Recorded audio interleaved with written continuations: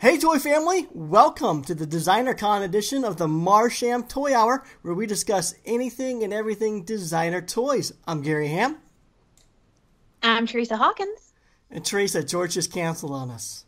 I know, apparently he's doing what I think a lot of people are doing right now, which is last minute prep for Designer Con. Oh, see, now you're just enabling him. This show's a priority, Theresa. No, this is like crunch time. This don't put me in the middle, Gary. Don't put me between you and George. No, it's totally cool. George has more than helped out many times in the past, so he deserves a night off. But in George's stead, we are being joined by a guest. Is that, well, actually, we're going to do a bit of both. A little bit of Designer Con edition and a little bit of Collector edition. So we're getting 2 for 1 in this episode. He is someone who seemed to grow into a man right before our eyes. Many people in the designer toy scene know who I'm talking about. He's a longtime collector, friend to many artists. He's a Bob's Burger fan and a supplier of Jello shots at conventions. Let's welcome the one and only. We just lost him. Oh no! He left the building. Also, I just saw Scott left on my Skype screen. You're like, I don't like that intro. I'm out. He's a shaft piece. I think that's a show first right there. We can't edit that. I was like, wait a minute. Man, first George, and now it's like Scott just ghosts us right in the middle of the intro. Give me a smell test. See if I smell. This episode is great so far. I know. I was just getting into my flow. I know. He's re-logging on. Skype like totally logged him out. Hey, you got that up right at the best part. Well, I'm not editing that out. That's podcast gold right there. Ugh. You literally left. You were like, screw this. I hate my intro. I don't want to be here. We should probably redo your intro real quick. So, joining us tonight is a longtime collector. He's a friend of many people on the scene. If you're out there in LA or you've gone to any conventions out there, you probably ran into this man at a show or an exhibition. He's a huge Bob's Burger fan and a supplier of Jello shots at usually San Diego Comic-Con. So, let's welcome Scott Katler. Thanks, guys, for having me. I wasn't sure if I wanted to give away the secret of the Jello shot to the world, but it's out there now. It's out there now, buddy. It's out there. It's you don't know about it, Theresa, but it's something that Scott would kind of walk around with a cooler. Usually on the last day, right? It was usually Sunday. Oh no! It was like every day. Oh, every day. So he like a little cooler full of little Jello shots, and it was a little pick me up for all the people who have been pretty much zombified inside that convention center for 10 hours a day. Well, man, I'm sad that I've never been able to partake. You should bring some to DCon. It could happen. It might happen. Now, are you working a booth this year? I know, like a lot of times when I see you at conventions, Scott, you're usually walking around, but it always seems like you're also helping someone man a booth. Like I know you've manned Dan Goodsell's Mr. Toast booth a lot at San Diego Comic-Con. So, are you helping out any vendors this year? I've got a home base with Colus this year. He doesn't need any help from me. He's got it all figured out, but I'll lend a hand where I can, even if it's just like do a coffee run or something like that. So yeah, you can help him out with pee breaks and stuff like that. Yeah. I mean, I'll help him with pee breaks depending on how you want to define that. I'm not saying you have to hold it, but I'm just saying you're gonna hold down the fort while he takes a pee break. Hey. You know what? That was actually just mentioned on the last episode of Bob's Burgers. Teddy was offering to hold Bob's wiener for him since he was like on pain meds or something like that. That's what friends do. Yeah, no, that's totally how I test my friendships. That's the first thing I do, and probably why I have no friends. So at the time this releases, it's going to be only 5 days until Designer Con. So you guys buy your tickets already, your badges? I assume you guys both got VIPs? I'm VIP. Are you, Scott? I'm exhibitor. Ooh. Fancy. Yeah. Yeah, of course. I had to go VIP. Yeah. Did you guys see today it was mentioned that with your VIP pass you're going to get a free enamel pin of Designer Con Vinny? So anyone who doesn't know, Vinny is the name of the mascot of Designer Con. And a little bit of history, Scott Tollison was the guy who, well, he didn't design the original Vinny. The original Vinny for back when it was called VTN or Vinyl Toy Network, it was a completely different design. But I believe when they called it DesignerCon, Scott was asked to redesign the mascot. And so what you've seen probably the past 6 or 8 years or however long it's been DesignerCon, Scott Tolson did that design. And then this year, Kano kind of revamped Scott's design for a free enamel pin this year. And I think it turned out great. Yeah. Yeah, Kano did a great job on it. He did. He did a great job on the pin and all the badges. So I'm jealous that you guys get that. I haven't bought my badge yet, so I'm just gonna sneak in. There you go.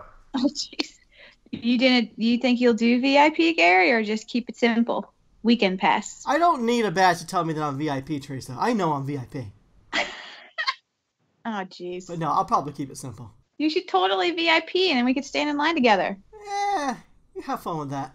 You get the collector experience. Unfortunately, DesignerCon is taking up so much of the convention now. You can't pull the old you can't wander in and be like, oh, I was just here for the model train convention. Next door, yeah. Yeah, that used to always just like be like a highlight for me. Like I get to DesignerCon, one side is our thing, and the other thing is like a lot of old people go and check out model trains, and I'm like, I'm here. Yeah. All aboard! I mean, it's Yeah. I haven't been to DesignerCon, I think, the last 3 conventions. So Oof. Back then, it was just in the single hall. So I know it's expanded quite a bit. It's like, 450 vendors and artists now. So it's going to be quite different. Yeah, definitely bring your walking shoes. Oh, I bought a new pair. A new pair of New Balance. They're quite comfy. There we go. Ooh, I'm breaking them in. fancy. Yeah. All right, so should we talk a little bit about some DesignerCon releases you guys are excited about? Get into some Definitely. leaks and sneak peeks? Do it. All right, so Scott, you're our guest. How about you go first? All right, so first thing up that I am super, super stoked on is from Colus. Besides releasing his Deer Crossing in 2 new colorways and more of his Tabu Ra, which is like the black rooster with the gold talons. Mm-hmm. His 3rd original sculpt, because this guy is a madman, is called Hairball. He's teased it online as like one of those boomerang videos. From what I can tell, it's like a cube looking thing of his jumper figure. So it's going to have a lot of personality. You can look at it from all different angles and place it, you have 6 sides to kind of set it on your shelf. It's going to be super cool. Looks awesome. I saw it. It kind of looks like he threw Jumper in a garbage compactor. Yeah. Yes, like Monsters Inc. style. Yeah, When it's awesome. you think Boo gets squished, it's like a compact version of a rabbit, like a cube shape. It's smaller than I expected too, based on some other photos I saw. But the boomerang shows its size, so it's not a massive figure, but it's like a good, decent. Yeah. Yeah, I think it's fun. At first, you kind of don't know what it is, and then you kind of stare at it for a couple seconds, and your eyes start solving the puzzle, and then you start seeing what it is the Jumper. And I like the initial intrigue of it. I think it's a fun piece. Yeah, and I mean the one picture I've seen, I know that no matter how you look at it, it's gonna have what I can't see in the photo. It's definitely gonna be interesting to see in person, and I imagine it's gonna have some nice weight because it's gonna be solid resin. Yeah. Since he does all the self-producing in his garage. Which is, he's got a top-notch setup from what I heard. He was on the show in the past, and he says, he spares no expense to do it right. Though it sounds like he's got all the materials to make high-quality productions, and they look amazing. Like the Deer Crossing, like you said, two new colorways, and I love that white version with the black antlers. Yes. So, Me too. I'm debating picking it up. I don't know how much they are. I think last year they ran about $110, and I know they sold out, but Gary, it's $120. Yeah. Okay, I still might pick it up at that price.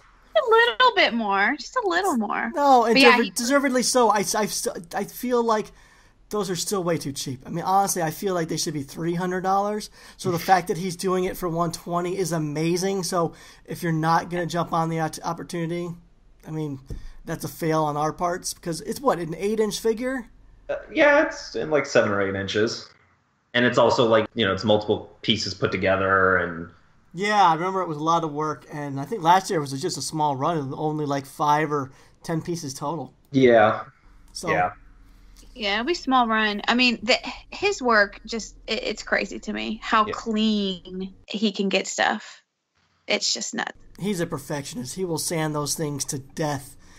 to go unpainted in his style, and it doesn't show one single blemish anywhere. Like, such a master craftsman, and that's why I think his stuff should be valued more. I mean, I understand he wants to make it affordable for the fan base and everything, but at the same time, like, how much time and effort he puts into his releases, and for the small number of pieces he has in his edition sizes, like, it's a scream of a deal at $120. Yeah. And the nice thing about the Hairball, because I know he was tossing the idea around when I talked to him at in San Diego, Hairball is, I don't know the price point, but I think it's supposed to be a more affordable price point for people. So don't quote me on it, but I think it's supposed to be like, it'll be below the $100 mark. Don't quote me on it, but it's something, because he knows that like people want something like an original thing from him, but you know, they can't go to a deer crossing or a jumper or what have you. So awesome. Very cool. I mean, do you know what booth number Colus is going to be at? He is going to be at booth 128, which is when you walk in the front doors of the convention, like the true front, not those like side doors.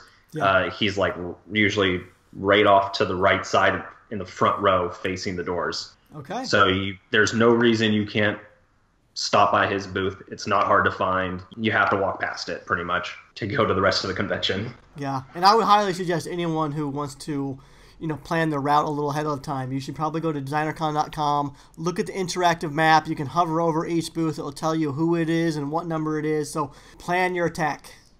Yes, as we all are. Yeah, you got to be prepped. We've talked about this, Gary. I got to get my spreadsheet going. Oh, I know. You're like the Clark Griswold of conventions. Like, you have Griswold DNA.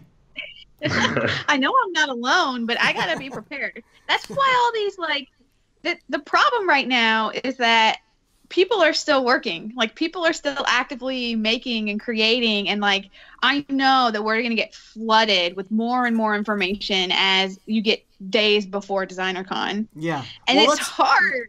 Let's talk about that for a second, because we record Thursday nights, and so we thought this entire week we were going to have all this new release info. We're going to have a DesignerCon episode. We're going to have this big pool of stuff to pull from for the leaks and sneaks.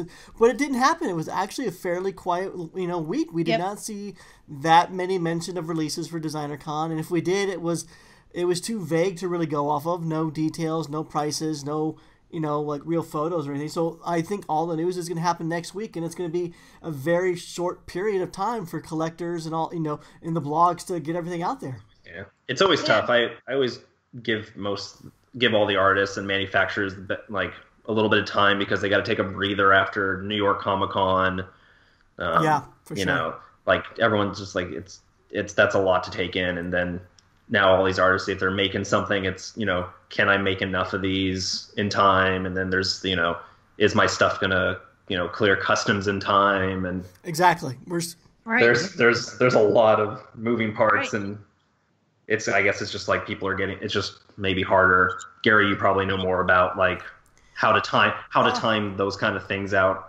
It's tricky. I mean, some people say there's an art and a strategy to it, but some of the stuff you mentioned is a factor. Like is it stuck in customs? Are we still painting it? We haven't figured out the details or the pricing, or we haven't done photos or anything like that. But I think a lot of people do want to just kind of hold on to their news until last minute, so it's still fresh in people's minds. It's something they're excited about come the convention time, because the worst thing you want to do is show something too early and then that excitement fizzles out, or something else comes along that excites them more, and then that ends up on their list and yours is put to the side. And next week's going to be insane. It's like, we're done. Like, we're not recording next week, so DesignerCon news for us is, this is it. But for like the toy podcast, they're going to be scrambling to try to stay on top of all the news that's going to come through social media next week.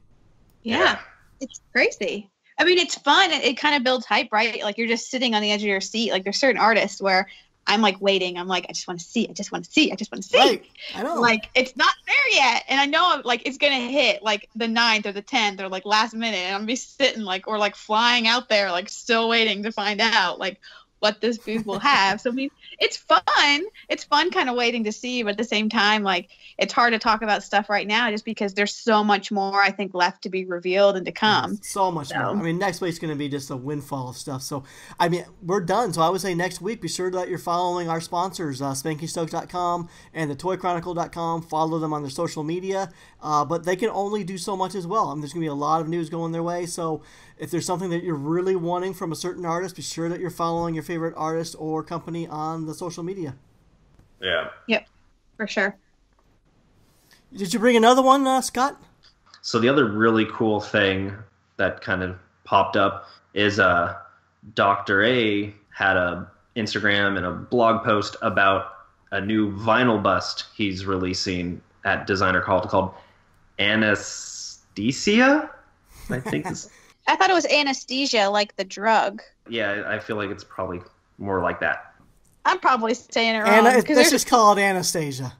You worked on no, that, it doesn't didn't say you? Anastasia. I did. Yeah. Fail. There's a TH in there. I'm planning to leave out and just say anesthesia. Okay. Anesthesia, Anastasia, tomato. It's cool no matter what. This is more difficult to say than arcane divination. Exactly. Definitely. So yeah, he's doing. It's a 12-inch bust. It looks like. Mm-hmm. Yeah. And it's this, of course, like a steampunk head, kind of with like a veil over it, and it's got like a headdress. And they're releasing two retail colorway at like a kind of a pre-release at Designer Con, and it's in like a bone white with that kind of antique yellow, kind of like yellow wash, and it's on a copper base. And then the other one is going to be like a brass, they call it the Borley edition, and that is like copper with like the green oxidation on a black base. And each of them are 50 pieces, $100 each, which is a steal for a bust of any size, really. And yeah, there's even looks like there's about 6 colorways that will come out. I think I spy like a glow in the dark, and Doc A's like classic kind of that black and purple he always does.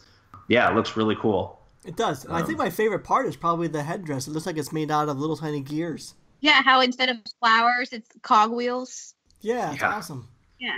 I mean, like, as soon as I saw it, the first thing I thought of was the clairvoyant Dunny that J. Ryu did, the 8-inch one, because it came in that same bone white. Yes. Yeah, it's the same. So it's the same like, kind of it's the paint same. application. Yeah, so I was like, immediately, I'm like, this thing next to that, awesome. Even though different themes, good, nice combo of two things to have side by side. Yeah, for sure. They would definitely pair together. Now, Dr. A, he's from the UK, but he's going to be there at Designer Con this year. I mean, he's there every year, right? Oh, yeah. Yeah, so he is booth 114, which means he's going to be in that very first or second booth on like the left side when you walk in. Another one, like, if you go to Designer Con, you have to walk past his booth to experience the rest of the convention. So okay. I think all of her releases or little sneak peeks are probably on row 100. So yeah, no reason to go to the rest of the convention. Yeah. Just go to row 100 or aisle 100, and you'll see everything that we're talking about. Yeah, pretty much. And then you can turn around and go home. Just kidding. Don't do that. No, there's a whole other convention to see. What, the model train one? Not anymore. That's a sore subject now that they don't have that. Scott, do you remember getting a wet handshake from somebody at Designer Con? Yo, how could I ever forget? I don't know how long ago. This is probably, 5 or 6 years ago. But yeah, Theresa, I went to the restroom.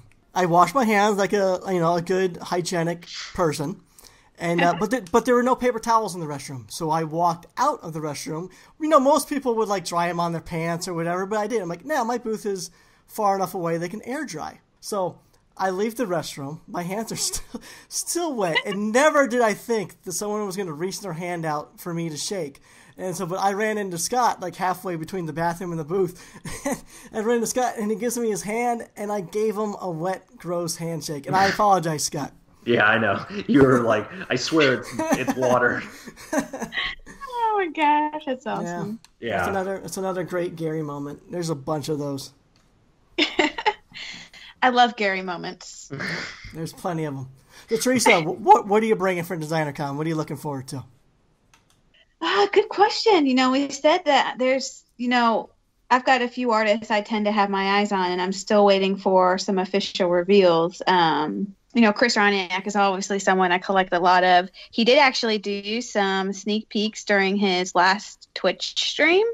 So I won't get into it too much, but he does have a new resin figure that he'll be bringing called Dewlap, as well as some other colorways of some of his past resin figures. So if you're interested in seeing those ahead of him posting to his social media sites, feel free to go check out his Twitch stream. And you can watch it. And he presents it pretty early, so if you watched it from the beginning of the video, you shouldn't miss it. But so that I'm still waiting for him to kind of officially reveal, because it's possible that he's got more. And then, of course, Dolly Oblong is another artist that I absolutely love, and I'm sure she's working hard. So her stuff is just, I love it. I know she works a lot with Muffin Man sculpts. So I know she's been showing a few sneak peeks this time around of the behind-the-scenes process. So I'm still waiting for her to officially reveal, but I'm excited to see what she's going to bring too. So Dolly Oblong is not her name, correct? No, they're from like the Netherlands, I think. So yes. I don't. Maybe Dolly might be like maybe a nickname of some kind. I don't know. Okay. I know we've talked about this before, Gary, because I thought her name was Dolly, and I remember writing an email saying, like, hey, Dolly, and then it was signed Melissa, but I don't know if Melissa was her or her mom, but I think her brother's also involved. And this is why I feel terrible, because I talked to her last year, too, but, like, I think in the, like, excitement of everything, like, I forget minor details, like people's names. Right. That's such a weird thing to ask, too. Like, you're like, so right? what's your name? Like, how do you do that? I didn't realize, though, that last year was the first time she had come. I just happened to luck out, and my first designer con was hers. Yeah. Nice. That's good. That's awesome. Yeah. Yeah. A lot more people seem to be making it out. There's going to be a lot of, I think there's even going to be a lot of first coming out to DesignerCon this year. Yeah. Muji World from the UK. Muji World? Yep. They've always done some awesome stuff. I actually have a handful of their Tree Spirit figures. I think I found out about them through one of their Kickstarters a while back, but they're going to be first-time DCon attendees and have a booth. And so that'll be really cool. And then I think Sad Salesman, that'll be his first time as well, right, Gary? For him to be coming out? Yeah, he said it was going to be his first time. And also another guest of the show, Seriously Silly K. This is going to be her first time going to the event. Oh, yeah. Nice. So I think it's exciting. It's good that more people are coming over, and that's what I'm kind of excited about. Like, I know we talked a little about my Hell House, but I'm going to try to be really, really good this year about budget. But I'm really excited. I think this will be, last year when I went, I didn't really know, I guess, a ton of people, and through meeting you and doing the podcast and everything, I'm excited to go out and talk to a lot of people and just kind of hang out. So it should be fun. Yeah, it'll be fun.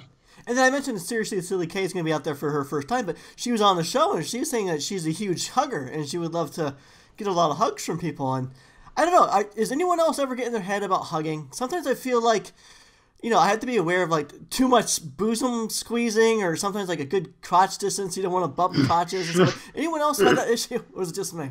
Oh. As long as you don't creepy hug and like do something weird. No, I'm not a creepy hugger at all. I don't know, I get in my head about these things. All right.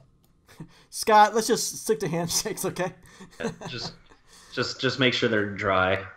That'll be good. The germaphobe in me is like, no, don't hug anyone if you're an exhibitor. Don't hug people at the convention because you'll get sick, guaranteed. You will get the nerd. Because people are just walking around with germs and they don't know it and they don't care. Con-crud, as Jordan from Horrible Adorables would call it. It's gonna happen, but hopefully after the fact, not during. Yeah. Take your vitamins now. There you go. Stay healthy. And bring your Purell. Let's all just wear hazmat suits. All right, Theresa, what else do you got? So yeah, one thing that I think is always cool at these events is to be able to see different custom shows. I think customs are one of those things that you can do your best to take photos of it and translate it on the web, but it's just never the same as seeing something in person. So I always personally love to just fly through custom shows and have a chance to look at different artists' work in person. And so there's two I'm aware of that they've been kind of sneak peeking throughout the past couple of weeks. One is the Vagabond custom show being put on by Kyle Kerwin at booth 1434. And it's going to be a custom art show of his Willow and Bloom figures.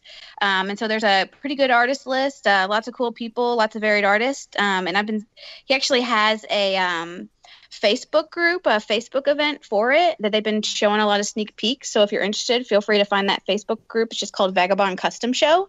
You can check out all the different pieces in the works for that. That one's worth checking out. And then Broke Piggy is also doing another custom show this year. This year they're doing the Shard Dunny by Scott Collison. So that one's going to be really cool as well. Seeing lots of cool sneak peeks of that. Broke Piggy's booth is 527. So I think both of those shows will be fun to check out and see what artists have come up with. So, and then speaking of Broke Piggy, they always have, along with the custom show, some exclusive figures. And there was a really cute one I saw. So they're going to have a pig Uamou exclusive. So it's like a painted pig version for Broke Piggy. It makes me so happy. It's so cute. I like that we're out of aisle 100. We moved on. We're exploring. I think, well, you've even mentioned Chris and Amanda. They're not in aisle 100 either. Yeah, Chris actually last year they were like way like they were literally back wall. Last row. Yeah. And this year they're at 1112. They are in the 100 aisle. No, not the 111 thousands. 1112. Oh. But they're still near the back, but not the very, very back. There's no bad spot at DesignerCon, Theresa. There is no bad spot, but as a collector who has to like create a list and prioritize and like go in a certain order, Are you complaining? No complaint. I'm just saying you got to get your running shoes on. I had to like trot to the back. I had to get my butt back there. It's a challenge. There's a certain level, degree of difficulty with all the booths being spread out as much as they are. I will tell you, last year it was nuts because like the different booths and like the Sophobia style are the lines that form at the beginning. Like I remember I had to literally like walk through lines to like keep going down the main aisle to get to later booths. It was crazy, but Chris is one of those people, like he makes great stuff, but he doesn't make huge runs. And if you want one, that's like got to be first on your list. That's just how I think a lot of booths are for a lot of this stuff. You got to know who you want and what you want from them. If they're only going to make 10, you want to be one of those 10. It's just part of the fun. I want to see you get nasty this year. At DesignerCon, you were so nice and polite, and you're waiting your turn. I want to see you push an old lady out of the way or something to get vicious. See, and I know we were gonna walk around and stuff. I gotta have my game face on at the beginning. There won't be I won't be like, oh hey, let's chit chat. No, I'll be like, I got to go buy a few toys. I'll see you in a few hours. Tell you, I'll meet you. Yeah, I'll meet up with you later. You go do what you gotta do. I don't have a shopping list. Maybe I'll just roll in 11 o'clock after the chaos is taking place. Oh my goodness. I'll tell you though, I mean, I feel like, and I don't know if you're the same way, Scott, but like the amount of money that drops at the very beginning of an event, it's like, how much money did I just spend in like the past hour? Like you almost have this like moment of like both excitement and panic all at once of I get like sick to my stomach actually. Like there's just like it's nausea followed by like looking in my wallet and then having panic because I'm like, oh my God, I can't find, I can't account for like $100 or $200. I'm like, oh my God, I probably just like pulled out my wallet and money just fell out somewhere. Right. Yeah. I've actually had that happen too. Oh, here's a tip. If you're paying by credit card or you're coming from out of state, call your credit card company and let them know that you're going somewhere out of state because sometimes if a lot of transactions are done out of state, they'll freeze your account thinking that someone stole your card. Yeah. I will tell you that has happened to me both at DesignerCon and 5 Points. It really does happen. And I mean, I know a while back we talked about cash too. I mean, there's always cash on the booth. Just do that. That's if you're running from booth to booth, you'd be wise to have cash. Yeah. because you don't have Plus to wait you for it. save- Well, and you save on fees too, right, Scott? Yeah, I don't think there's any fees when you're like swiping cards at like little whatever they call them, square machines or whatever it is. It depends, because like last time, like at 5 points in Designer Con, I got taxed. Oh, A lot of companies will charge you because they have to pay the state tax on that stuff. So if a lot of times you're saying tax like sales tax. Sales tax. Oh yeah. Sometimes they'll also include the 2.5 or 3% that you're also getting charged by the credit card company. So Yeah. Right. if you want the best savings possible, bring cash because then you probably won't get hit with tax and or any credit card fees. So and you're gonna help the artists out or companies. They always prefer avoiding that hassle too. And the other thing I've learned is that, like last year, I was not prepared, and there were some booths that were cash only, and I didn't have cash. So I had to go to the ATM, pay ATM fees to get the cash. So I will do better this year. But yeah, it's important to kind of be aware and be prepared, especially a lot of the booths that are international, they have no choice. Like they don't have the ability to do anything but cash. So sometimes it's the only option. Right. And for people going, if you're like me and you don't like ATM fees, I believe there's like a Wells Fargo or a Bank of America like one street over from the convention or even in the mall across from the convention center. So you can always go there if that's your bank and grab cash from there. Cool. Yeah. You have anything else, Theresa? Another thing I saw, and this is a toy I've actually never been able to get a hold of, DeCorner's booth. Shout out to Kevin. He is actually going to have the last colorway of Cookie No Good. For those that don't know, that's the cute little fortune cookie shaped guy who's super sad, got a little pouty face on him. But that is one that I don't know why, but it's always eluded me, or I've never been attached to some of the colorways I could get a hold of. But this one I really really like. It's the traditional fortune cookie color, and then his outfit is like this really kind of hot pink shirt with a blue bow tie. So I actually think this might be my top favorite Cookie No Good colorway that has been done. So saving the best for last. There you go. So yeah, that one I think it's ending on a high note. But the booth for that is 622. Cool. But yeah, so that one will be a fun one, and hopefully other cute food related things to be revealed. You like the food related stuff, huh? Heck yes. I know there's like a Tokidoki thing going on at like a restaurant, Fred 62 or something like that. Yeah, so Tokidoki seems to do a lot of sponsored events lately at different areas around California. So yeah, while everyone's out at Los Angeles or the area, if you're interested, there's this restaurant called Fred 62 LA. And they actually have a month-long event going on with them related to their new Breakfast Besties blind box series that just released.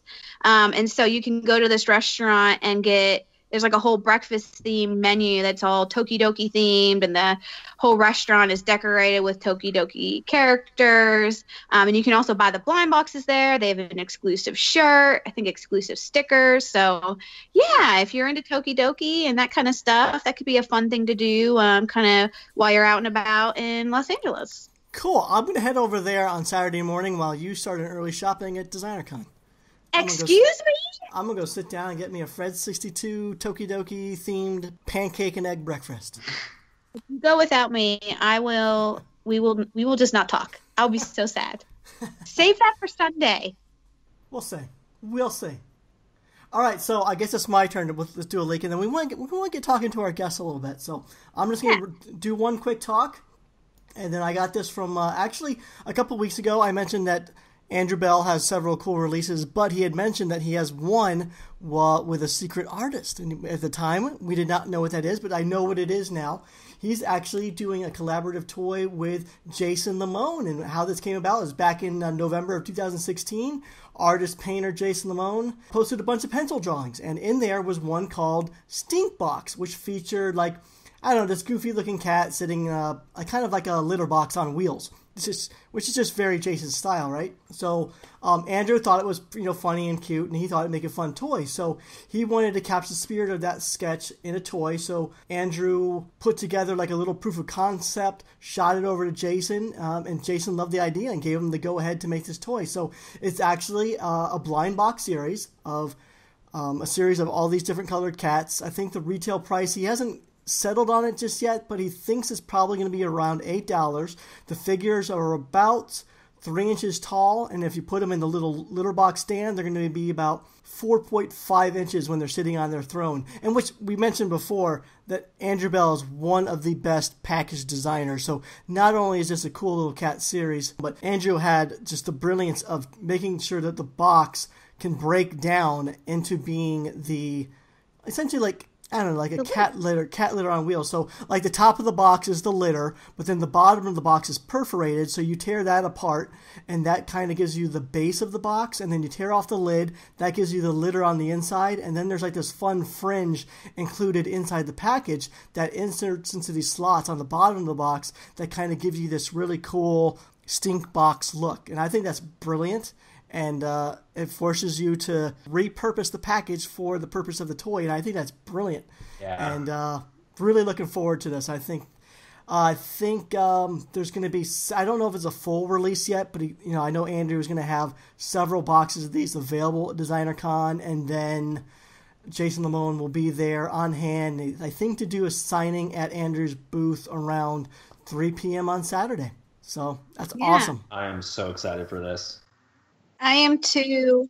Are you a cat guy, Scott? I like the idea of cats. I would never own one, but I like cat-related things. Okay. Ditto. Yeah. I don't know that I would have bought it. It was just a cat series. I like cats. I love all animals. But I think what really puts it over the top for me is how the box breaks down to be the base that you put the cat in. It's an awesome little, like, very Jason Limon litter box, and it's awesome. So the series comes in, I think, 16 different colors, 4 of which are Secret Chase, so good luck on getting those. But again, Andrew Bell is the man as far as making art toys affordable for his fan base. I mean, he's always kept things on the very affordable side. I mean, a lot of companies do blind boxes, and he's self-producing this himself, and he's able to keep this blind box series down into the $8 price point. I think that's amazing. For sure. I think it's great. The box is definitely Jason Limon's style, and then the cat has Andrew's flair. So we've been able to see a little bit of a sneak peek, but I'm really excited because some of the cats in the series have a really a cute heart-shaped fur print on the front of them. So you know which one. I know, you put something like a heart or like a cute face on something, and damn, you catch me. But it's so cute, and it's it's fur. It's not just like a flat heart. It's like a fur shape to it. But obviously, those are the ones that I will be attempting Theresa, to pull. Andrew mentioned that all of these cats are named after like they all have like names, and one of them is named Theresa. Are you serious? No, I'm joking. Oh. Here you suck. No, but they do all have they're all names based on cats that Andrew and Jason know. So yeah, so if anyone happens to go get one of these cat blind boxes and pulls a heart one or pulls a duplicate heart one and doesn't want it, come find me and I'll happily buy it because they're cute. All right, so that wraps up the Lease and Sneak Peeks. But should we talk about a couple quick outside Decon events and then we'll get talking to Scott? Sure. For me. Yeah. Okay, so Saturday night there is a VIP Designer Con after party going on. All the fun takes place across the street from the Pasadena Convention Center on Euclid at a place called the Masonic Temple. Going on there will be a Secret Walls battle, DJ Z-Trip will be playing, and Designer Con has teamed up with the crew from Johnny Cupcakes to design exclusive merchandise for the Designer Con after party. Items available will include clothing and accessories to help commemorate the party. I also reached out to Kevin, and he told me that there's going to be an exclusive VIP beer with labels designed by Gary Baseman. It's going to be limited to 500 bottles, and they will be available only when you exit the party. Oh. I also heard that Baseman designed a cup. I don't know what that means, but my best guess is that maybe any alcohol bought at the event might be poured into a Baseman designed cup. But don't quote me on that. I'm just taking a shot in the dark on that one. I really don't know. Drinks to go. I like it. Drinks to go.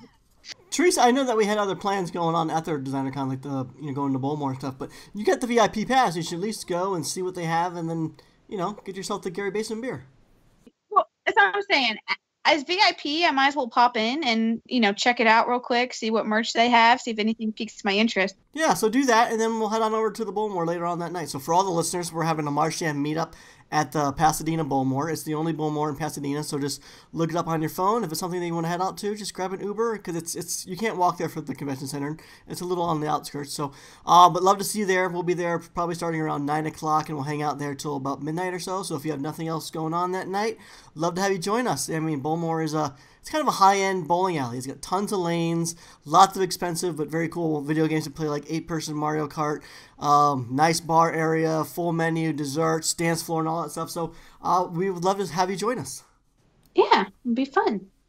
Okay, so let's take a brief moment and talk about some of our sponsors. We have 2 great stores for you. There's 3dretro.com. 3D Retro also has a brick-and-mortar location out there in Southern California, Burbank adjacent. So if you're in the area and you're in the area for DesignerCon, maybe you want to check it out this weekend. Also, there's StrangeCatToys.com. So if you head on over to StrangeCatToys.com, they'll take care of all your designer toy needs and desires. Be sure to fill up that cart, and at checkout, use promo code DOPE at checkout, and you receive 10% off your entire order. All right, so Scott, how about we finally get talking to you? Sorry about that. I know we wasted about half the show talking about DesignerCon and all that, but finally we can focus on you. Okay, yay, just what I like to do, talk about myself. Right? So yes. So Scott, I mean, a lot of our listeners probably aren't too familiar with you. You're not an artist, you're not a producer or manufacturer or anything like that. It's, myself and a lot of others know you because you attend a lot of conventions out there in Southern California. You're on the Kid Robot forums and all that good stuff. But, most of our listeners probably aren't familiar with you. So let's get to know you a little bit. So I said you've been collecting for several years. How old were you when you first started collecting? I was, what is that? Carry the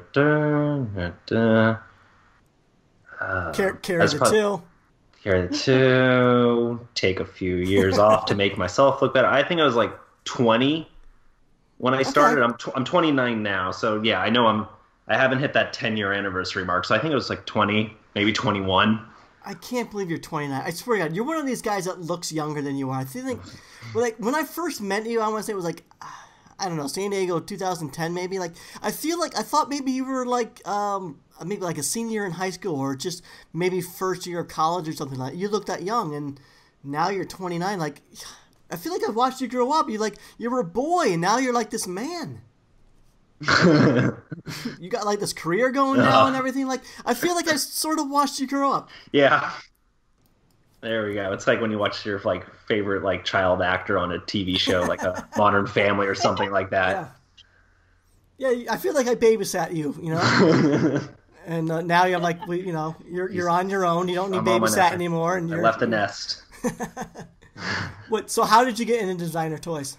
So I discovered it because I started dating this girl at the time, and I went over to her house, and on her sofa, she had these 2 plush dolls sitting there, and I asked her what they were, and she's like, they're ugly dolls.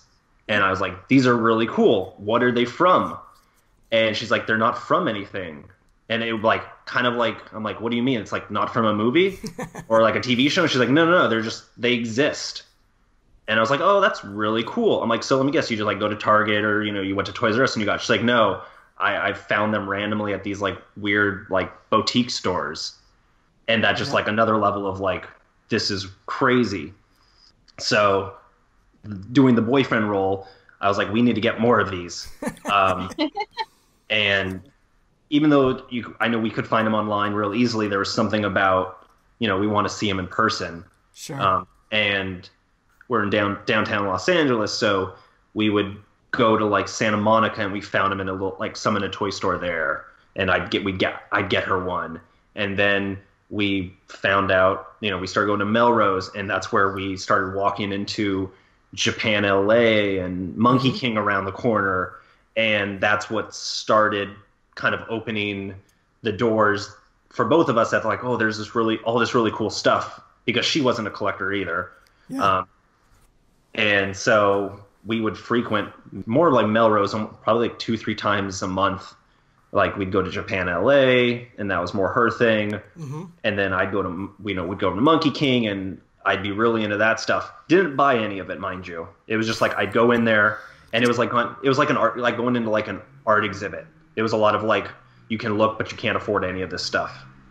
You're like the worst customer ever. Oh yeah, and it's only exacerbated more because it's Melrose, where everyone just looks and doesn't buy. Yeah. So finally, that was like at the beginning of the year, and then around Christmas time, she asked me, after a couple Ugly Dolls and Gloomy Bears that we were getting for her that stayed at her place. She's like, what do you want? And we used My Plastic Heart as if it was like the official catalog of this crazy toy world that we didn't know much about. Uh-huh. And so I really glommed onto Kozik's Happy Labbit with the mustache. Okay. With the plush one. And I just thought that was like the silliest thing I've ever seen. And so for Christmas that year, Santa got me a plush Labbit with a mustache, as well as the Happy Labbit in vinyl with the interchangeable face accessories, mouth accessories. Yeah. And so that was like my first foray into it. And it wasn't really meant to be anything. It was just like, oh, I've got, something to put on my end table next to my bed. So it started out as just like an essential home decor, because it sounds like you started out mainly like plush. You probably had them on the sofa and stuff like that. Yeah. When did you start getting into the vinyl side of it? So that was Christmas, and then then 2009 rolls around, and that was it's probably like May or so, and that we were like, oh hey, why don't we go to Comic-Con this year? Oh man! And that was like my brain wants to say that was like the last year of Comic-Con that you could like a month or two before look online, be like, oh, there's still like tickets available, and so we bought like a Thursday pass. Wow. So go down to San Diego for a day, which is the biggest mistake ever because that was just the most overwhelming thing ever. But leading up to it, kind of like look into, we would check like Toys R Evil and Vinyl Pulse from time to time. So I kind of had a little vibe of the scene or whatever I thought it might be. So go to Comic-Con and beeline it for Kozik's booth. And I stocked up on Happy Labbits from him, like just the regular ones, not even the exclusive stuff that he had at the time, because I didn't know any better. Because that was like my rule, is like, I just want Happy Labbits. I don't smoke, so the cigarette thing doesn't interest me. And so I'm like, I'm just going to focus. There's the one attempt at being like, I'm just going to focus on this one part of it. So did that, got to meet Frank. Super cool, because also the thing with Frank that kind of was this interesting life circle for me was growing up when I was like 10 years old. One of my favorite records was The Offspring's Americana, and I loved all the artwork in it. So then you fast forward for me 10 years, and oh, hey, it's Frank Kozik who did all of the artwork for that album. Right. So that was like this really weird thing for me, but also super exciting. So did you fanboy out, or did you keep it cool? Oh, no, I probably totally fanboyed out. And he was not happy. Like, he's super nice, but the first time I was like scared to death of him. And I'm like, well, that went terrible.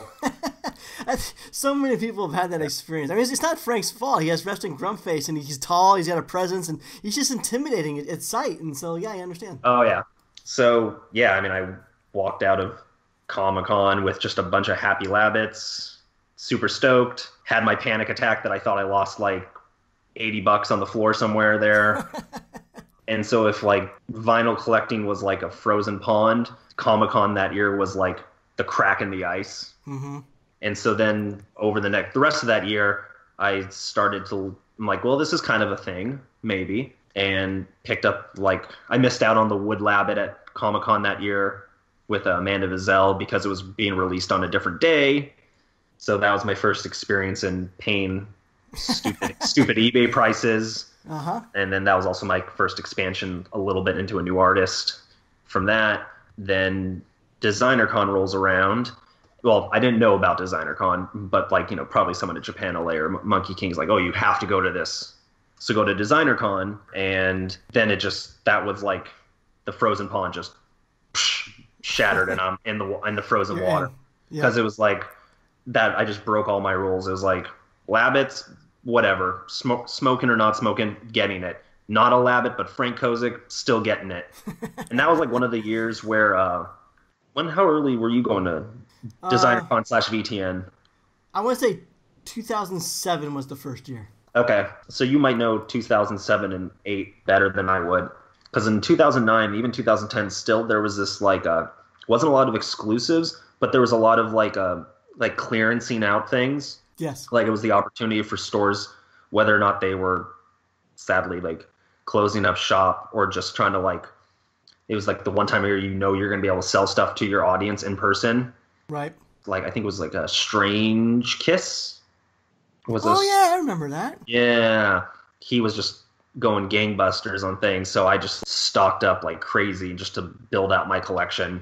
After that, that required no more end table, needed a cabinet, and So starting so young, did you find that your collecting taste sort of like changed and wavered a little bit, or maybe it became a little more sophisticated as you aged? There's certain parts of it where I think I've maybe refined it slightly, but I still go back to a lot of the same old, because I've always been very I'm very artist centric when I'm collecting. So I'm a big, Andrew Bell collector. If I liked Andrew Bell years ago, I still like him now. Like he can kind of like how we're talking, we don't know what's going to be released at DesignerCon. He can literally put out anything and I know I'm just going to buy it. Like you're going to want it. Yeah. Yeah. I don't even need I don't need the announcement on the blogs. Like it's just take my money. My different artist styles are definitely, a lot of them are very unique. They're eclectic, I would say. It doesn't focus in one range of things. Like I'll do a little cute, I'll do a little like creepy or dark. It's just things catch my eye and then I just kind of like go in on that artist. So do you ever just buy a toy just based on looks alone, or do you need to have that connection with the artist or a backstory or something like that before you really get into the toy? Stories are interesting. I don't necessarily need them to like sell me on a toy. Sometimes it helps push me over the edge. Sometimes it actually pushes me away from it a bit. Mm-hmm. I think it's more of a connection with like an artist and what they're all about. And sometimes a lot of it's also just like the whole thing for designer toys for me is I collect this stuff because I love the idea of the translation from 2D to 3D and it not existing in any other worlds out there. So a lot of it's just like, it's that old, you can't afford the $10,000 painting, but I can afford the $70 vinyl toy. And because it translates really well. And so that's something I kind of am attracted to. Right. And being that you were so artist-centric, did you really get heavy into collecting customs at all then? It took me a while. I think this hobby and my income didn't quite align very well for most years up until last few. So customs were kind of out of reach. Sure. Honestly, I think you're probably the first one that I got any customs from, and it was I had 3 in a row from you. Like I don't have I don't have a lot of customs. I think I have a couple from a friend, Uncle. Yeah, he's good guy. Great guy. Yeah, he's a sweetheart. So I've had him do a few things over the years, but I was looking 2011. You released an edition of custom Captain America androids. Oh wow! Yeah, you're going. Yeah, back. It was that it was that in Harry Potter, and I think you had a different name for him, but it was called Gary Potter. There you go. Yeah. Wow. So I have that, and then see, I've done non-licensed stuff too, people. I know I talk about it on the show, but I'm guilty. I've done it. Yep. Yep. That, and then of course I've got your Hermes. Yeah, I do remember you have the Hermes custom. Yeah. Yeah, that was that's the big one. That was Wait, was that the Fonzo? That's the Fonzo one. Sorry. Yeah, the Fonzo the Fonzo Hermes custom. Sorry. Okay, yeah. Yeah. Nice. I'm jealous of that. Yeah. My wallet sure wasn't. That was I think that was the thing where it's I can't believe I'm spending this on that. So did you go through that whole I feel like I went your story sounds very similar to mine, where you kind of start small and then it just like grows and grows and explodes and explodes. Yeah. Did you I know I started with blind boxes too, and plush at that, the Heidi Kenny donut plush blind boxes were for me. So a little later in the scene than other people, but I felt like I had that similar experience. And then same with price. I started out with very small price points and I slowly went up and up and up. Did you feel like I feel like I got price blind at a certain point where I just stopped caring necessarily? Oh yeah, for sure. Yeah. I mean, I still like to this day. I mean, I have friends and people will just be like, you just spent how much on that? And I'm like, oh, like $100. And they're like, you're insane. I'm like, $100 is a lot of money. And it just doesn't phase me, and it totally should. Wow. Right. I've acclimated to designer toys. I remember starting out 40 and then buying 1680, but I never really got above that. And I don't know why it was. I think it was just like part of me is still like knows the value of the dollar, and when I buy something that expensive, I have to like think about like, wow, I would have had to have worked 2 or 3 days on maybe some crappy project to own that. And does that correlate? But you guys are so easy breezy about it. It's not easy, it's just one of those. No, yeah. I mean, like lately, I've been a little bit more aware just because of Hell House woes. But yeah, I don't know. I feel like I don't know. Maybe a lot of collectors go through it, but just your story just resonates so much with me because it's literally a same kind of path as me. Of you start and then suddenly you just end up down this path and things explode and your interests grow and the price grows, and then suddenly you look at your house, you're like, oh my god, what have I done? Like, yeah. I've been there, and sometimes like when you look at your bank statement at the end of the month, and you'll be amazed at how much you drop. Like there used to be a vinyl toy store here in Phoenix called a Red Hot Robot, and I would stop in there every weekend, and usually I would purchase something, and then at the end of the month, you'd be like, holy crap, I dropped $400 on toys that month. Or when you do taxes at the end of the season, you would look at it and go, oh my gosh, I spent several thousands of dollars on toys that they're just sitting on the shelf. Like if someone told me, would you buy all these toys for $4,000 right now? And I would probably be like, no, I wouldn't. But when you piecework it, it's totally different. And, still today, I have a tough time getting over that $40 price point. Yeah, that's just chump change sometimes for me. I mean, I know sometimes I realize I'm like, I shouldn't do this because I just probably bought something else or what have you. But yeah, sometimes. And like when I first started, it was more of a, I've got $100. I can either buy 5 little things, and that was really cool because it would fill up my shelves more. Yeah. Now I'm like, well, I definitely don't even have the shelf space for it, so I'll just buy the one thing that's a little more expensive that I really, really like, and I'll skip the little things. Have you had to start selling off anything to make room for more? I should, and I haven't. I'm sure I'll get to a point where because I've never been able to put my entire collection out on display, so I'm sure once I do, in the very near future, I'm going to realize, like, I don't have room for half of this stuff. Right. And I'm going to have to make some tough choices. Because I truly do, in my brain, I like to think that I buy only what I like. But even then, that accumulates, too. Like, I only buy what I like, too. But I have a closet full of boxes of toys that I just don't have on display. And I really should just sell them because someone else could appreciate them more than I currently am. And I feel like, if I'm not appreciating them, why not? I'm not going to move into a bigger home. This is probably my maybe forever home. I don't know. So it's not going to be, I'm going to have to either take something down and put that closet toy on the shelf. But I'm also too lazy to eBay this stuff and go on the toy sale sites and, to move this product either. So I guess I'm stuck with them in my closet. It takes work. I mean, selling stuff is not easy. No. I always feel like whatever I have to sell, nobody wants. Not that it's like because it's lame, but it doesn't seem like it strikes a chord with people these days. Like had I sold it maybe 3 years, a 7-year-old thing, and I sold it 3 years ago, I think would have been gone in the blink of an eye. And now I'm just like, it's not even worth trying to like list it, relist it, bump up a thread.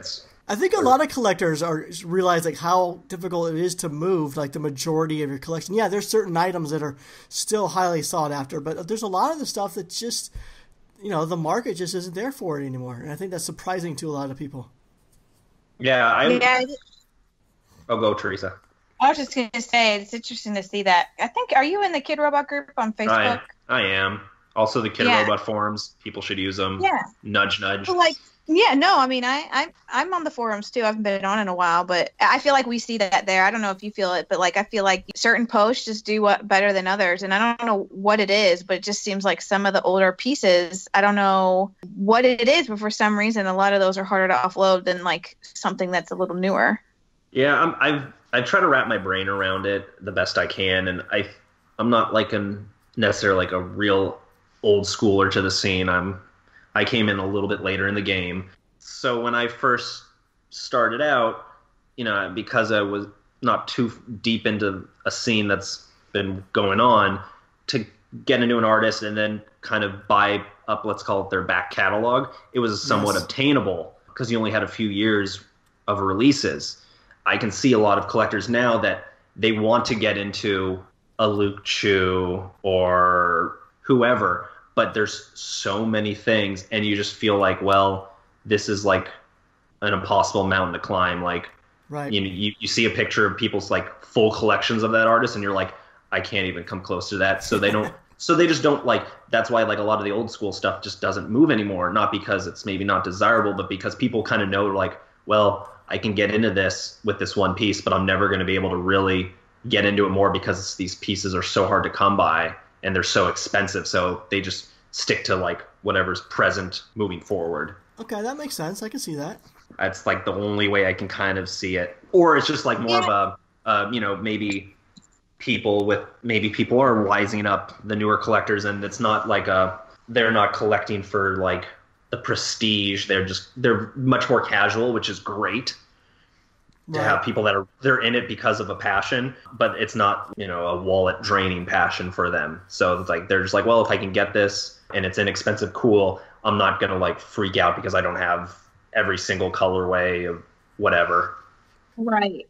Yeah. I feel like it's a combination of like, I don't want to trying to have a complete collection of an artist is not really an obtainable goal anymore. Or if it's also like, I feel like also it might be aesthetics, like toys, like when I look back at some of the toys, even before when I started collecting, I don't know how to explain it. It's like, I don't know if the way they were made or they're more simplistic, but they do have kind of a different aesthetic to them. They definitely do. Mm-hmm. So, I mean, I think it could partly be that, I don't know. I feel like it's a lot of things. And I think there's still people coming into the scene and they're coming in through the stuff like we did, the blind boxes and the cheaper stuff. And so to your point, some of this older stuff, especially if it's still rare, I mean, it's hard for, I think, them to justify when they're just starting to come in to maybe pay those amounts of money. So yeah, it's interesting to see the ebbs and flows of just certain things and trying to sell stuff. Yeah. I can't imagine coming into this scene today and then wanting to look back at what's been released over the past 15 years or so. Like it would be pretty overwhelming, especially if you have a completist mindset of, like you said, collecting a Luke Chu or someone who wants to come in and start collecting Tokidoki or even like a Biscuit even. Those are that's like a lot of permanent collection stuff. Exactly, that stuff just does not pop up on the aftermarket. And how would you complete that series? So yeah, I can see where people just wouldn't want to dive in, but surely there's someone just wanting one or two pieces or something like that. And that's kind of what I've been doing, just seeking out just a few things. I'm not a completist, but I can't imagine coming into it today. Yeah. Yeah. You got to find that person that's like just moving on from the scene and dumping everything. You find the person who has a baby on the way. That's the person to just hook up with. I just saw a post somewhere in another forum, and it was like a divorce sale. I'm like, just take advantage of some unfortunate soul that lost a job or a divorce. And use your Facebook to your advantage. Like you see that sort of stuff, and just, hey, Bob, remember that toy? You still have that? Yeah. You got to take advantage of people's misery. Build your collection. Yeah. I mean, there are toys that like I've had on my tramped want list for God knows how long, and like I have yet over years of time ever seen it listed. I mean, it's just there are some toys out there like that, and then one day it'll be listed, and I'll be like, crap. Like, I don't want to spend that amount of money just for this one thing, but screw it, I might do it because I haven't seen it ever. Yeah, I have like 2 or 3 things that have been on my eBay save search for 3-4 years, and either they never showed up, or the one time it did show up, it was just way too expensive. even for me, I'm like, I can't do that. Or a different colorway, like your least favorite colorway. That tends to happen to me. The toy I want pops up, but not the colorway I want. I always mess. You know, there's one thing I want, and anytime a person like lists another colorway, I just awkwardly message them on eBay, being like, I know this is weird, but do you have this other one? Hey, you got to do what you got to do. You got to try. Doesn't hurt to ask. All right, so Scott, we've been talking about backtracking and buying older stuff, but what about this new stuff? I know we talked recently to Theresa about the art of muling, and she's dealt with people knowing that she's going to a convention and they want her to mule stuff. And I know you've muled some stuff in the past, but you have a very different approach to it than, say, Theresa. Like, you have a list of rules and and stuff. You want to talk about that a little bit? Sure. Yeah, I remember I talked to Theresa once about. She mentioned it on a podcast, and I messaged her, like, you need to be like more intense, which that probably does not fit her personality, which is nothing wrong with that. So yeah, I mean, I no shame that San Diego Comic-Con is not a cheap affair to go to. Yep. So I just started muling at it to help try to offset some of my costs. Sure. And so yeah, I mean, I have rules because when you're working with like I've had to mule stuff for like 15-20 different people. Jeez. And and it's a lot of money. I mean, that's in like the peak, I think I'll say I probably had like $3,000 of strangers' money sitting in my bank account. So it's like, it's no joke, and it's a business. It's almost a business at that point. So you got to treat it as such, as well as being an exhibitor at Comic-Con gives me that little like edge that I'm already in the doors. Sure. Which still makes it really difficult because I still have to run everywhere. Yeah, I've been doing it like every year at Comic-Con. I do it at DesignerCon. So break down some of the rules for us. How many rules are there? Oh, here, I can pull them up. It's probably easier. You got a document? I have a copy-paste document because it's just easier. And You're professional. Yeah, I'm not. It's a business. It's a business. I got to pay my employees, which is me. So we've got we got like 6 rules and plus a little bit of fluff. Like, okay. I tell people, like, I used to it was before Facebook groups were a thing, so it was on the forums. And I don't, I have people email me, and I have a separate email just for muling, so I don't mix things up. And that's like Scott the Mule at Yahoo or something. It's similar to that, yeah. And I tell people, like, if you private message me, I will read it and delete it. And you'd be amazed how many people still just like private message me not to get their stuff. And things like booths I know that I can't get to easily, and that list always has been updated every year as I've learned. One year I say, oh yeah, that's not a problem, and then I realize, oh, I regret doing that, so next year they're on the blacklist. Right. Paul Kaiju, Instinct Toy, Punk Drunker, stuff like that. Definitely, yeah. Punk Drunkers that's a new one now. Did not know that was as bad as it was going to be. But like at Comic-Con, I will, I don't even bother with like Mattel or oh, yeah. Diamond, Hallmark. I won't do any of those super crazy ones. It's not worth it. I used to do the lotteries, but then I just never liked the disappointment, as well as the, if you did, like, I've done, Paul Kaiju lotteries, and it's persons like get me A or B, and then by the time if I get picked, it's like the D item, and I'm like, do they even want this? Mm-hmm. So I stopped doing lotteries. People with like vague things, like, especially with like Decon being, we don't having a lot of things. If someone's just like, hey, in case somebody, blah, blah, blah, releases something, can you pick it up? And, I'll just give you the money for whatever that may be. I don't do that. And yeah, I mean, I tell people it's like payments up front. I really honestly don't have a tip. It's really just a service fee that I charge to get things. Like 10% of the retail price or something like that? It's more than that, but yeah, it's a percentage of whatever retail it is, and that it maybe fluctuates depending if it's a little higher in demand. it's not even me trying to make a ton of money on something, because in the end it's really not. It is to pay for my time, because the way I run this, it's a lot of work. Like, it's not just somebody saying, I want this, here's money, and I get it for them and put it in a box. I mean, there's a lot of time, you know, responding to people's emails. If they don't have the information, I'm looking up information for them. You know, having conversations like that all adds up to time. And the biggest thing is, I don't want people flipping what I'm muling for them. So my percentage tries to offset that person that tries to, like, I get it for them, they get it home, and they're like, oh, these are going for a bunch of money on eBay, and then they go and flip it. At least it helps eliminate some of their profit from that, because that's just a jerk move. Okay, I get that. Yeah, I was going to ask how you differentiate between the collector and the flipper. Yeah, I think everyone is a collector. I don't think, like, flipping something that you're muling, I think it probably gets a little cost prohibitive as a flipper. Now, do you have people asking for you to mule, like, sketches or any original art from the artist? Some people will be like, hey, can you go get this piece from Gary Ham, and could you get a sketch from him? That I usually say I won't do the sketches.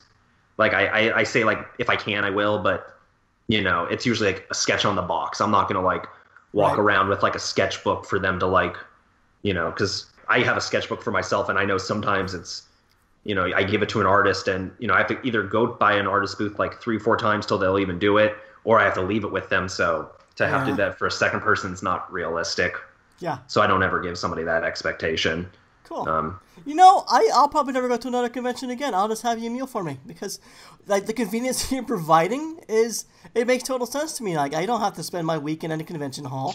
I don't have to pay for the convention ticket or gas or an Uber or hotel rooms, plane ticket. All that stuff that you're providing is giving them an opportunity to, I don't know, let's say someone doesn't have the vacation time to do a family vacation and go to one of these, you know, toy conventions as well. So you're freeing them up to do something else, or take another vacation with family, or go to another city, or, you know, you're providing them a nice service, and all they know is just for a small fee, one day this toy that they probably wouldn't have been able to obtain otherwise just kind of, I don't know, magically appears on the doorstep, and it's all, you know, thanks to you. Yeah. Right. It's people, like, I always explain it, like, I think a lot of people that ask for, especially San Diego, I don't think a lot of people realize, like, how big that convention center is. Right. I mean, it's huge. This is the first year where I brought a little Fitbit with me to track steps, and it blew my mind. 20,000? I can look it up. I know it's like, if you walked up and down every aisle, I think it's something like 9 miles, I want to say. Sounds about right. And I think if you walk from one wall to the other, I think that's like, you can see, I know it's like, you can see the curve of the earth looking across the floor of San Diego Convention Center. Wait, I thought the earth was flat. You're that's right. It's curved? You're right, it is flat. Mind blown. That's crazy. So, Scott, you know, I'm curious. I mean, I'm sure you're still going to buy stuff for yourself, right? Yes. So, like, do you prioritize your stuff first, and then everyone you're mailing for second, or, like, how do you coordinate that? It's actually kind of a little bit of both. Like, I've actually will sometimes prioritize other people's stuff over my own, and I kind of let them know, because I know sometimes, like, their stuff might be slightly harder to get than what I want. And so I've missed out. I've had to wait in really long lines, or missed out on things for myself because I had to do somebody else's item first. Yeah, I mean, I'm actually pretty fair about that. But yeah, does that ever bum you out to, like, miss out on a personal want? A little bit. Yeah, I mean, it hasn't happened that many times. Luckily I'm usually pretty fast. And I guess probably when push comes to shove, I would probably, if I got stuck in a line for someone else that was, like, really bad, and I start looking at my watch, I would be like, okay, I'm out, and go and get my own stuff. There's been very few things where I haven't been able to get things for people, and it totally bums me out. Yeah. No, I feel this, like, that's something I really like. I mean, I know you probably heard my piece, but, like, I personally like being able to help people, because I've been there, and I know what it's like, and I find joy and fun in being able to be there and pick something up for someone if it makes them really happy and it's something they really want.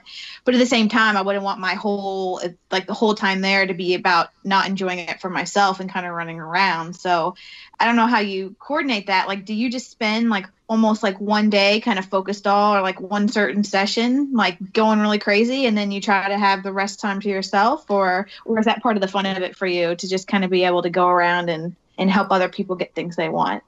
It's kind of been a mixed bag over the years with San Diego, where things used to be like staggered releases during each day. So it was it was harder for me to enjoy the con personally, not even purchasing stuff, because it was like, well, I can go buy this. I've got 30 minutes, but then I've got to be back over here to get this other thing at 1 o'clock or whatever. In the last couple of years, it seems like people are just kind of just releasing stuff first day, and, I can go and enjoy myself for the rest of it, whatever that means nowadays.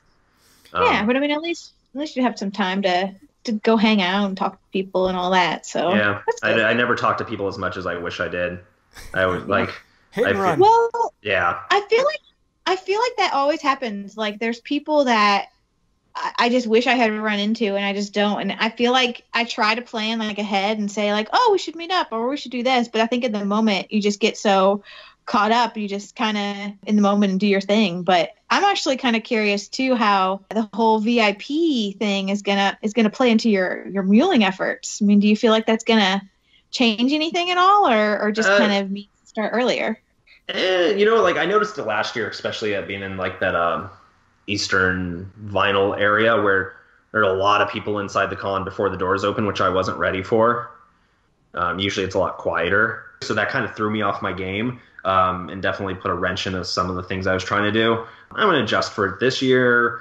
There's certain booths, like a Punk Drunkers booth, which I will not do this year because I learned my lesson. So, I'll probably have to turn some people away for their requests just because I don't want to run myself silly. I'm kind of getting towards like the end of my muling days. It's just, I'm still doing it, but it's like I'm less pumped up to do it or just want to. Yeah. It's starting it's becoming more of a chore than it even was before. Not even that there's as many things. It's just getting weird. Yeah, I mean, I totally get that. You're just kind of, if once the enjoyment kind of comes out of it and you said it just becomes a chore, then yeah, it's time to either slow down or just stop doing it. But, Theresa, with all your plumbing bills coming up, like, why don't you subsidize a little bit by taking on some, a little bit of muling? I don't know. Because we've discussed that. I feel you gotta get over it. It feels icky. I don't know. It's just me. Not at all saying you're icky, Scott. Well, thank you. It's just, I don't know. I mean, honestly, it's weird because I don't know. I've never really reached out or offered, but like there's no one really I'm currently planning to help or anything. I mean, I'm totally down to do it. I just don't, my big thing, and that's why I kind of asked if you get overwhelmed, Scott, like I want to be able to enjoy the event for myself.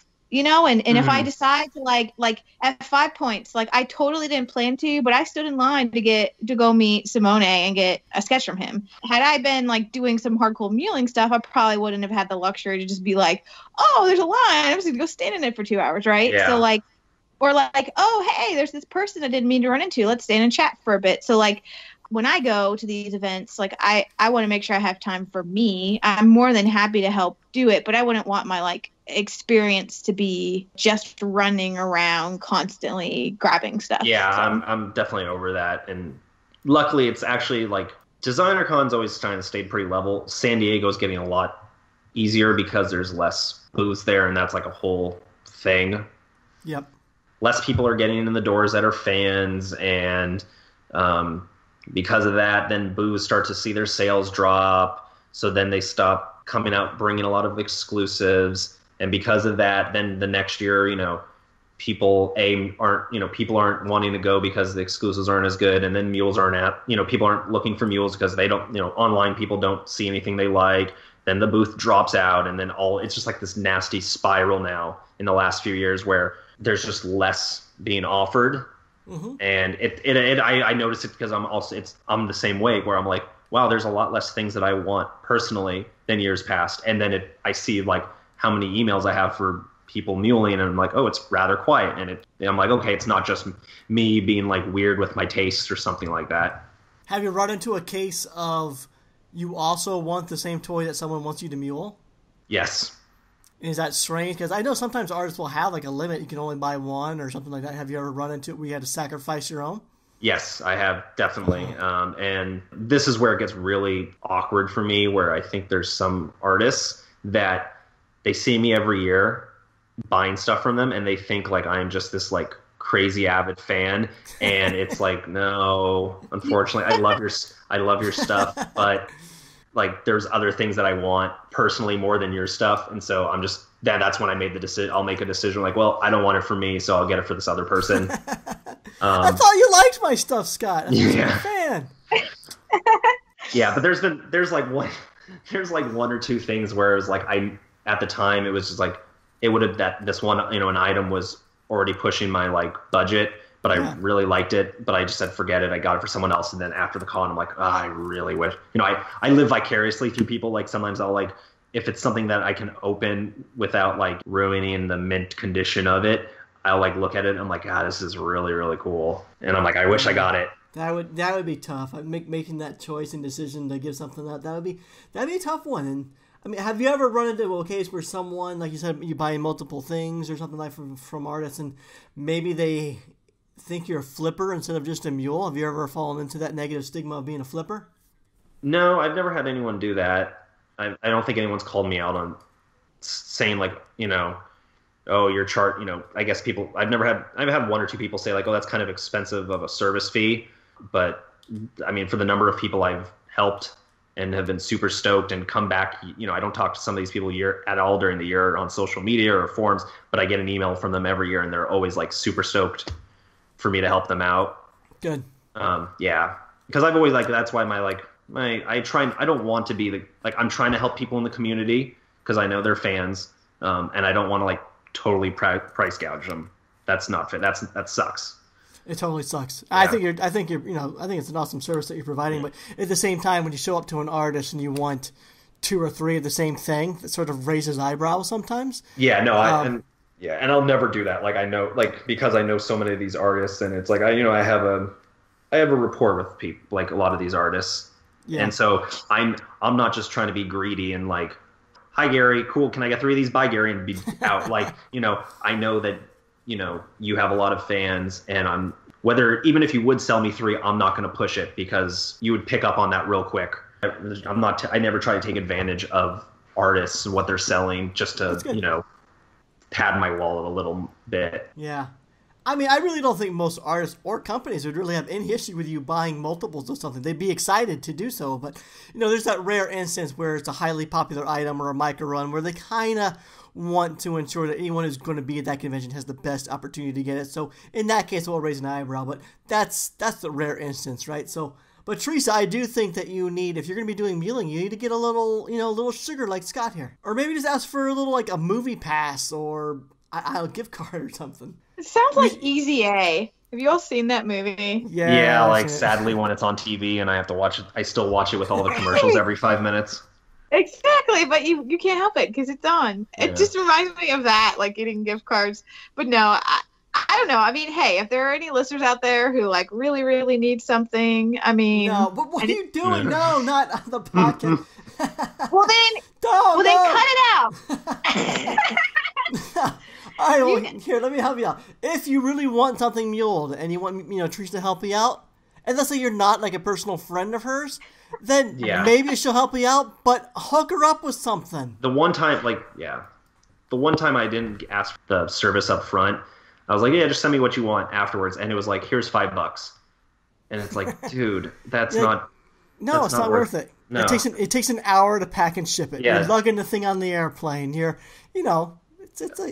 It's a thing. You gotta, I mean, it's a thing. I mean, luckily I don't have to fly because I only go to conventions here in California, so everything just... Sure. But it's like, dude, it's a lot of work to like take bags, bring them to a car or the hotel room. Then you leave the convention, so you got to load up your car. Almost can't fit anybody else in the car with you. Yeah. You got to bring it home. You got to take it out. You got to take 3-4 trips out of your car to get into your house. Then your living room is filled with boxes. Then you got to find shipping boxes.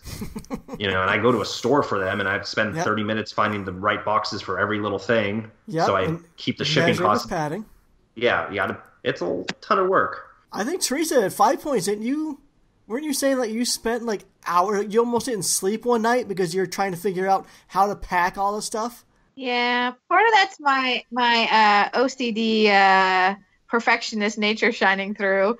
But yes, I had like a giant mess on my bed, and then I was like, oh my gosh, like so here, like last designer con, I made the mistake where I was really tired and being lazy, and I said, screw it, I'll just pack in the morning.